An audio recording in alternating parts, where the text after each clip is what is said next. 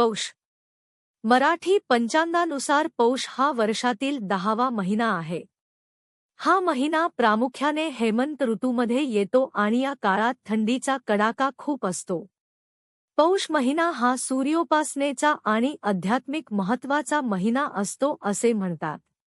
या काळात कडाक्याची थंडी असल्यामुळे शरीरात उष्णता टिकवून ठेवण्यासाठी तीळ, गूळ, बाजरी आणि कडधान्ये, शाकंभरी यांचे सेवन करणे आरोग्यदायी असते.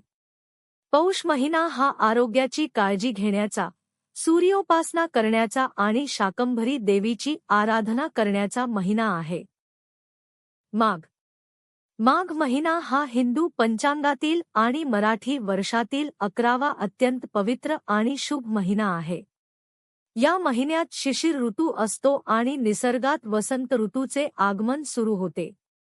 माघ पौर्णिमेला चंद्रमहा नक्षत्राच्या सान्निध्यात असतो. म्हणून या महिन्याला माघ नाव पडले आहे. थोडक्यात म्हणजे माघ महिना हा आध्यात्मिक उन्नती, दातृत्व आणि आरोग्यवर्धक स्नानाचा पवित्र काळ मानला जातो. फाल्गुन. फाल्गुन महिना हा मराठी हिंदू दिनदर्शिकेनुसार वर्षातील 12वा आणि शेवटचा महिना आहे. हा महिना हिवाळ्याच्या शेवटी आणि वसंत ऋतूच्या आगमनाच्या वेळी येतो, जो उत्साहाचा आणि रंगांचा महिना असतो. मराठीत एक म्हण आहे, आधीच उल्हास त्यात फाल्गुन मास. याचा अर्थ असा की आयुष्यात आधीच आनंदी वातावरण असताना त्यात आनंदाची भर घालणारा फाल्गुन महिना येणे.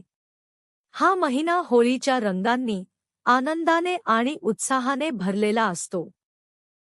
थोडक्यात म्हणजे फाल्गुन महिना हा जुन्या वर्षाला निरोप देऊन नवीन पालवी आणि रंगांचा स्वीकार करत नववर्षाच्या स्वागताची तयारी करणारा महिना आहे.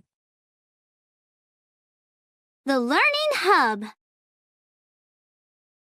अधिक माहितीसाठी चॅनलला फॉलो करा.